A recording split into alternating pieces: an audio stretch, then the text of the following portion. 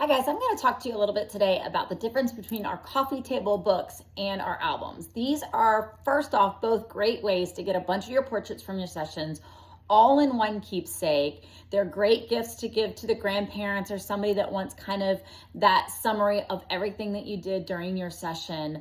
I love these. So first and foremost, let's talk about the coffee table books and the albums and some of the big differences of them. Our coffee table books in general, we have a bunch of different sizes, same with our albums, but first off, notice the difference in thickness, right? So this little one here is the coffee table book. So think about when you were to go in the bookstore and you flip through the pages. I'm gonna show you, there's some different page types. The albums are gonna be much thicker. So this is a 20-page album, this is a 20-page coffee table book. So the albums start at a 20-page, they go all the way up. Again, same thing with books. They start at a 20-page and they go up. Depending upon how many pictures that you have that you want to put in one of your albums or books, I can definitely recommend the correct size for you and also how big you want your pictures to be. So that's the biggest thing about the albums is that size and that thickness. In addition, we can put all different kinds of covers on both the books or the album. So we can do a picture on the cover. This is a leather. We can do an embossing, all the fun things.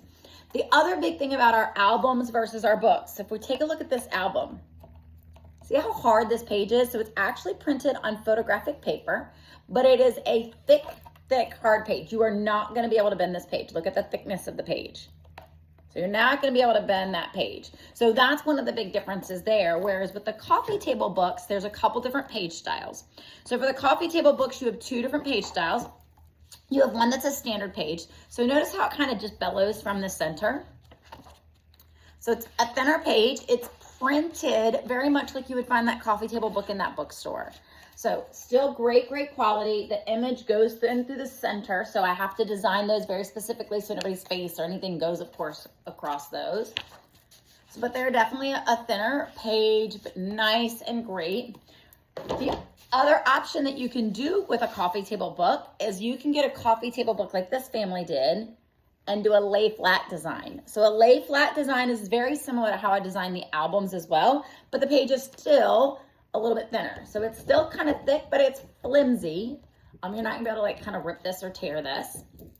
So that's the difference here. But with a lay flat design, the great thing about doing a lay flat design on the albums and the books is that then you can have some of the pictures that might go across the page. So you might have some that kind of migrate across as long as it allows for it to do so. I won't ever again put anybody's face or anything across, but you can see how like here, like this picture goes across the page.